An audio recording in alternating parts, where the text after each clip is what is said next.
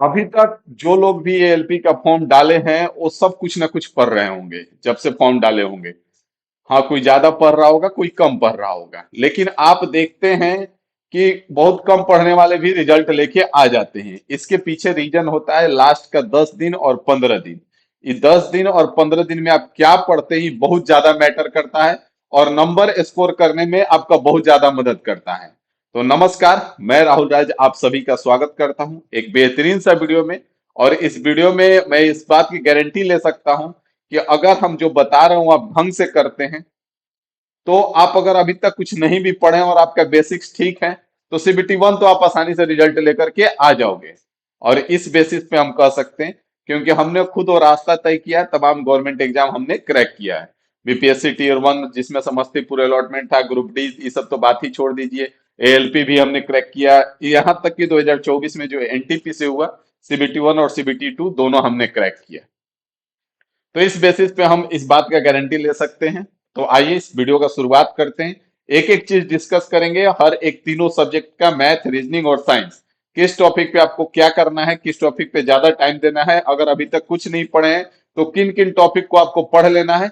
सारा चीज इस वीडियो को देखने के बाद आपको समझ में आ जाएगा और A to Z क्लियरिटी आ जाएगी। बात समझ में आ गया? तो चैनल पे अगर नए होंगे तो चैनल को सब्सक्राइब जरूर कीजिएगा, ठीक है ना? क्योंकि आपके लिए इस तरह का वीडियो हो गया, इंफॉर्मेशनल वीडियो हो गया, या फिर आप जा करके देखेंगे तो मैथ के तमाम लेक्चर आपको इस पे मिल जाएंगे, बेसिक से fast division, practice set, advance के लेक्चर सब कुछ मिलेगा इस पे आपको। तो चैनल को सब्सक्राइब जरूर कर लीजिएगा और वीडियो को लाइक करना मत भूलिएगा। आइए देखिए, दिखाते हैं आपको। सबसे पहले अगर हम बात करें एएलपी का, तो आपका नोटिफिकेशन 12 अप्रैल 2025 को आया था। 12 अप्रैल 2025 से स्टार्ट हुआ, 19 मई 2025 को इसका फॉर्म डेट खत्म हो गया। उसके बाद 21 मई 2025 को इसका भी पेमेंट का लास्ट डेट था और उसके बाद करेक्शन के लिए विंडो खुला 22 से 31 मई तक। अब आपका एग्जाम का विंडो आ चुका है 13 से लेकर के 18 तक। इसमें बदलाव भी किया गया था, पहले 16, 17, 18 था, लेकिन इस बार 13 को एक और इंक्लूड किया गया है। तो जिनका 13 को पढ़ने वाला है, कहीं ना कहीं उनके लिए 2-3 दिन कम ही हो गया है। कोई बात नहीं, लगे हुए हैं तो ये 3 दिन में क्या ही करेंगे, फोड़ डालेंगे, ठीक है। आगे बढ़ेंगे अगर यहां से, तो आपका जो पोस्ट है टोटल एएलपी का, वो 9,970 पोस्ट है, ठीक है। आगे बढ़ेंगे तो इसमें एज जो होता है 18, और जिनका मैक्सिमम 30 होता है, जनरल के लिए कैटेगरी वाइज आपका छूट मिलता है। इसमें टाइम नहीं देना है हमको, इसलिए फास्ट वे में लेके चलते हैं। पहले आपका सीबीटी 1 होगा, उसके बाद सीबीटी 2 होगा, उसके बाद साइको जिसको सीबीएटी बोलते हैं, और उसके बाद आपका डॉक्यूमेंट वेरिफिकेशन और मेडिकल हो जाएगा। बात समझ में आ गया? अब हम आते हैं मेन मुद्दा पे जो हम इस वीडियो में करने आए हैं। तो पिछला साल का ये एग्जाम का सिनेरियो आप यहां से देखेंगे, तो नंबर सिस्टम के टोटल 50 क्वेश्चंस आए थे पिछला साल। एवरेज के आपके 15 सवाल आए थे, डिस्काउंट के 12 सवाल, एलसीएम एचसीएफ के 9 सवाल, टाइम एंड वर्क के 16 सवाल, परसेंटेज के 32 और प्रॉफिट एंड लॉस के 17। सिनेरियो देख के ही आपको सब कुछ क्लियर हो जाएगा। एसआईसीआई 16 सवाल, distance, time speed and distance 16, त्रिकोणमिति 9, height and distance 6, DI आपका 15, ratio and proportion 31, mensuration 25, geometry and coordinate geometry 19 और अलजेब्रा आपका 14 सवाल आया था। अब सारा सिनेरियो इसी से आपको समझ में आ गया होगा कि मैथ में क्या करना है। तो मतलब कि मैथ में सबसे पहले आपको क्या उठाना है? मैथ में सबसे पहला काम करना है, नंबर सिस्टम को निपटाना है। सबसे पहला काम नंबर सिस्टम को निपटा लीजिए। उसके बाद परसेंटेज को निपटा दीजिए। लगभग लगभग हर शिफ्ट में दो दो तीन तीन सवाल देखने को मिले हैं। उसके बाद तो प्रॉफिट एंड लॉस को लगे हाथ निपटा दीजिए, क्योंकि परसेंटेज और प्रॉफिट एंड लॉस दोनों जुड़वा भाई हैं। और जब इन दोनों को निपटा ही लीजिएगा तो ये तो डिस्काउंट इसी के साथ आता है। इसको छोड़िएगा, काहे के लिए, 5-7 को कॉन्सेप्ट है, इसको क्लियर कर लीजिएगा।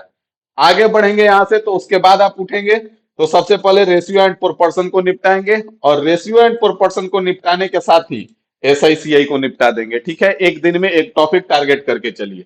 अब उसके बाद क्या करेंगे सर? तो उसके बाद मेंसुरेशन का बेसिक करना है। मेंसुरेशन में कोई टफ सवाल नहीं आता है, आप जाके देखेंगे डायरेक्ट फॉर्मूला पे सवाल आता है, तो इसका बेसिक कर लीजिए। अलजेब्रा के लिए क्या करना है? अलजेब्रा के लिए आपको कुछ नहीं करना है, सिंपल से इसी चैनल पे चले जाइए और एक कंप्लीट अलजेब्रा का प्लेलिस्ट मिलेगा जिसमें 4 या 5 लेक्चर होंगे। जो सबसे बड़ा वाला लेक्चर होगा उसको छोड़ दीजिएगा, बाकी आधे आधे घंटे का लगभग 4 लेक्चर होंगे, उसको निपटा दीजिए। उतना से बाहर अलजेब्रा नहीं जाएगा।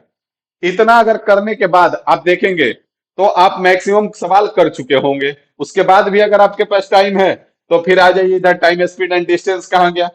टाइम स्पीड एंड डिस्टेंस से निपटा दीजिए। उसके बाद इसमें एवरेज स्पीड पे खास ध्यान रखिएगा, सबसे ज्यादा पूछा जा रहा है तो एवरेज स्पीड। उसके बाद हाइट एंड डिस्टेंस भी आप इसी चैनल पे जाएंगे तो आपको देखने को मिलेगा, एक ही वीडियो होगा हाइट एंड डिस्टेंस का, उसमें आपका पूरा निपट जाएगा और बहुत छोटा छोटा लेक्चर होगा।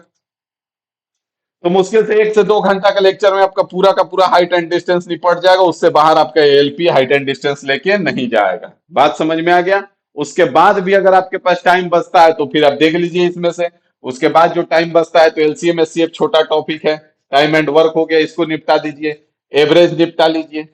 तो बात समझ में आ गया कि कुल मिलाकर सबसे पहले नंबर सिस्टम 1, परसेंटेज 2, लगे हाथ प्रॉफिट एंड लॉस 3, और उसके बाद रेशियो एंड प्रोपोर्शन 4 नंबर पे, एसआई एंड सीआई 5 नंबर पे, और उसके बाद आपको time speed and distance 6 number पे, और उसके बाद मेंसुरेशन आपका 7 नंबर पे, और उसके बाद अलजेब्रा 8 नंबर पे रख लीजिएगा। और उसके बाद अगर हाइट एंड डिस्टेंस आपको समझ में आता है तो ठीक है, नहीं तो डीआई में देख लीजिएगा, डीआई 9 नंबर पे रख लीजिएगा। बात समझ में आ गया भाई साहब? डीआई 9 नंबर पे रखिएगा। उसके बाद इधर आ जाइए, ये तो इसी के साथ है, प्रॉफिट एंड लॉस और डिस्काउंट एक ही साथ रहेगा, और एवरेज आपका 10 नंबर पे रहेगा। इतना कर लीजिए, आपका काम हो जाएगा, मैक्सिमम सवाल आप आसानी से करके आ जाएंगे। बात को आगे बढ़ाते हैं। अब रीजनिंग में हम आपको ज्यादा नहीं 5-6 टॉपिक बताएंगे, उसी को पढ़ लीजिए अगर अभी तक कुछ नहीं पढ़े हैं तो। और अगर अभी तक सब कुछ पढ़ लिए, अब लग रहा है कि किसको ज्यादा रिवाइज कर लें, तो आप सबसे पहले सीरीज को रिवाइज कीजिए बढ़िया से। सीरीज बढ़िया से कर लीजिए, सीटिंग अरेंजमेंट बढ़िया से कर लीजिए, रैंकिंग बढ़िया से कर लीजिए, सिलॉक्स बढ़िया से कीजिए, और उसके बाद ब्लड रिलेशन कर लीजिएगा। और कोडिंग डोकोडिंग बहुत टफ नहीं होता है, लेकिन इसको भी रिवाइज कर लीजिएगा। मतलब अभी लास्ट का टाइम में आप 6 टॉपिक बढ़िया से रिवाइज कर लीजिए, और बाकी मिक्स प्रैक्टिस सेक्शनल प्रैक्टिस आप कर लीजिए। मिक्स प्रैक्टिस कर लीजिए, सेक्शनल प्रैक्टिस कर लीजिए। बात समझ में आ गया? इतना काफी हो जाएगा। रीजनिंग बहुत टफ नहीं आता है, बहुत आसान आता है। ठीक है। साइंस का बात करें अगर हम, तो साइंस अगर आप देखेंगे तो साइंस का भी यहाँ पे हमने लगाया है। अगर आप यहाँ पे देखेंगे तो सबसे ज्यादा सवाल जो साइंस से आए हुए हैं, आप यहाँ पे ध्यान से देखेंगे तो सबसे मात्रक से सवाल आपका आया हुआ है, मापन से आया हुआ है, वैज्ञानिक खोज से हर शिफ्ट में 2-2 क्वेश्चन लगभग देखने को मिले हैं, स्पीड एंड वेलोसिटी से लगभग 2 से 3 सवाल आपको देखने को मिले हैं, विटामिन से आपका 2 से 3 सवाल आपको देखने को मिला है, आरबीसी और डब्ल्यूबीसी 1 सवाल, एसिड एंड बेस से 1 सवाल। तो इन टॉपिक को आप खत्म कर लीजिए, लगभग आप आसानी से बहुत सारा क्वेश्चन करके आ जाएंगे। अगर इसमें हम मार्किंग कर दे आपके लिए, तो 1 नंबर पे आप मात्रक को रख लीजिए, मात्रक पढ़ लीजिए, कोई बहुत बड़ा चीज नहीं है। स्पीड एंड वेलोसिटी 2 नंबर पे रख लीजिए, मापन आप 3 नंबर पे रख लीजिए, और वैज्ञानिक खोज 4 नंबर पे। उसके बाद आप विटामिन को कर लीजिएगा 5 नंबर पे। और उसके बाद अगर बात करें तो फिर आप जिसको हिसाब से आपको जो लगे कि हाँ ये बढ़िया है, मेरा पहले से पढ़ा हुआ है, उसको रिवाइज कर लीजिएगा। तो आप देखेंगे यहीं से आपका लगभग 10-15 सवाल हो जाएगा। एलपी सीबीटी 1 का रिजल्ट लाना बहुत बड़ा चीज नहीं है, सीबीटी 1 जो है ना हलवा है। हाँ, सीबीटी 2 के टाइम आपको मेहनत करना पड़ेगा, अगर अभी तक आप नहीं किए होंगे तो। और अगर अभी तक करते आ रहे होंगे तब तो फिर कहना ही नहीं है। सीबीटी 1 भी क्लियर होगा, सीबीटी 2 भी क्लियर होगा, और ज्वाइनिंग भी आएगा। तो उम्मीद है आपको सारा चीज क्लियर हो गया होगा कि अभी 10 दिन में आपको क्या करना है। अब कोई डाउट नहीं बचा होगा। मैथ का भी क्लियर किया हमने, रीजनिंग का भी क्लियर किया, और साइंस का भी क्लियर किया। अब बाकी जो थोड़ा सा उधर का रहेगा 10 नंबर आपका, जीके और करंट अफेयर। तो अगर अभी तक आप पढ़ रहे होंगे तो उसको रिवाइज कर लीजिएगा, अगर नहीं पढ़ रहे होंगे तो छोड़ ही दीजिएगा। अब वो 10 दिन में आपका कंप्लीट नहीं होने का सवाल है। ठीक है, इसको टॉपिक वाइज उठाइए, बढ़िया से एक बार थ्योरी पढ़ लीजिए और उसके सारे सवाल लगा लीजिए। एनसीईआरटी से लेकर के जितने भी सवाल हैं उसको सवाल को लगा लीजिए। आपको तमाम लेक्चर यूट्यूब पे मिल जाएंगे, आपके पास किताब होगा उसमें भी मिल जाएगा। तो सारा सवाल कीजिए, बस कुछ नहीं, एक एक दिन को उठाइए और 10 टॉपिक कंप्लीट कर लीजिए। सारा क्लियर होगा, 100% रिजल्ट आएगा, कोई आपको रोकेगा नहीं रिजल्ट लाने से। और मैथ का भी बता दिया आपको, रीजनिंग का भी बता दिए, और मैथ आपको समझ में आ ही गया, अब कोई दिक्कत नहीं है। तो आप इतना कर लीजिए और करके जाइए, सीबीटी 1 क्लियर हो जाएगा। सीबीटी 1 देने के बाद जम के मेहनत कर दीजिएगा तो सीबीटी 2 भी क्लियर होगा, ठीक है ना। तो चलिए फिलहाल इस वीडियो को हम यहीं पे समाप्त करेंगे। मिलेंगे आपसे अगले वीडियो में अगली जानकारी के साथ। अभी के लिए इतना ही रखेंगे। Thank you.